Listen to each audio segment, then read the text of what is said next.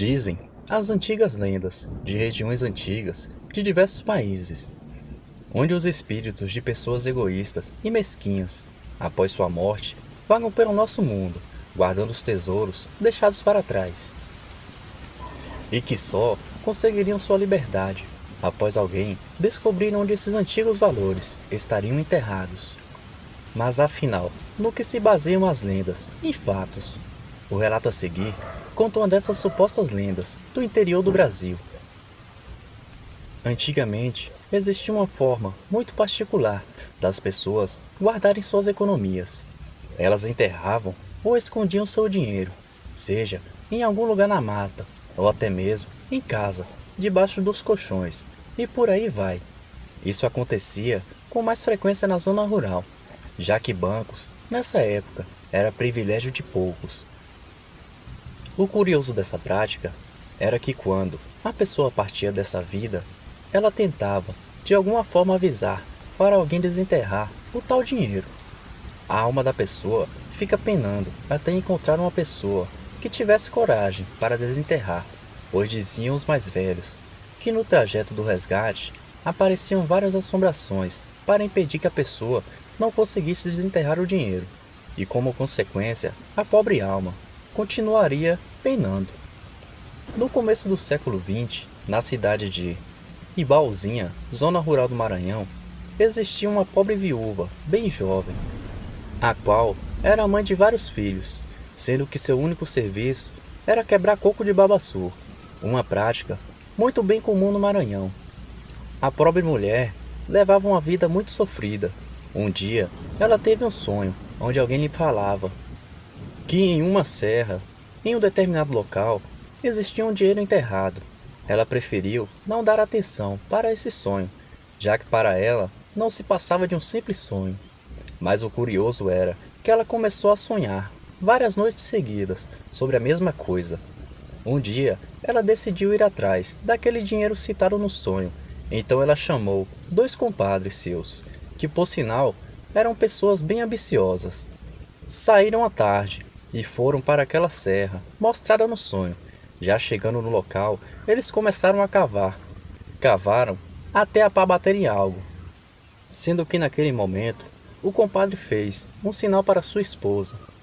Desconversou e tratou de falar para a pobre viúva que ali não havia nada de valor.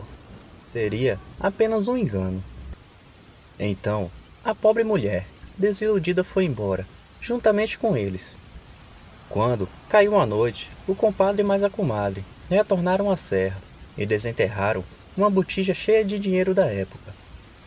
Após pouco tempo, eles botaram uma vendinha, compraram uns gados e algumas terrinhas, mas não demorou muito para que 2 de suas filhas viessem a morrer subitamente. Pouco tempo depois, sua esposa caiu em doença, sendo que o seu marido gastou todo o dinheiro que lhe restava com ela, mas sem êxito, pois a mesma faleceu. Ele ficou na pior, perdendo tudo, acabando por vir a morrer praticamente em seguida. A pobre viúva continuou na sua miséria, mas eles não usufruíram do dinheiro que era para ela. Dizem que esse fato foi verídico, e pela ganância daquelas pessoas acabou acontecendo toda aquela desgraça. A alma que vagava se libertou finalmente do dinheiro que aprendia na terra, após os mesmos terem desenterrado. No Maranhão, existem diversas histórias sobre casos de dinheiro enterrado, sendo muito comum naquela região. Obrigado. Poderiam inocentes bonecas de brinquedo serem utilizadas como instrumentos de terror por criaturas sobrenaturais do além? Seriam os inúmeros relatos de acontecimentos misteriosos envolvendo pequenas bonecas, atos realizados por entidades do mal? O relato a seguir é sobre um desses incríveis e misteriosos acontecimentos. O que vou contar é uma história antiga, a qual foi contada diversas vezes por minha falecida avó, Nair Maria de Silveira, sendo que sempre fiquei assustada em cada vez que ouvi esse relato. Minha avó sempre afirmou que esse fato foi verídico. Minha avó Nair morava na cidade de Oléu, estado de São Paulo, onde eu também nasci, sendo que lá ela tinha uma amiga e sua família que morava perto de sua casa. Essa amiga da minha avó contou para ela que tempos antes sua filha ganhou uma boneca de pano de presente.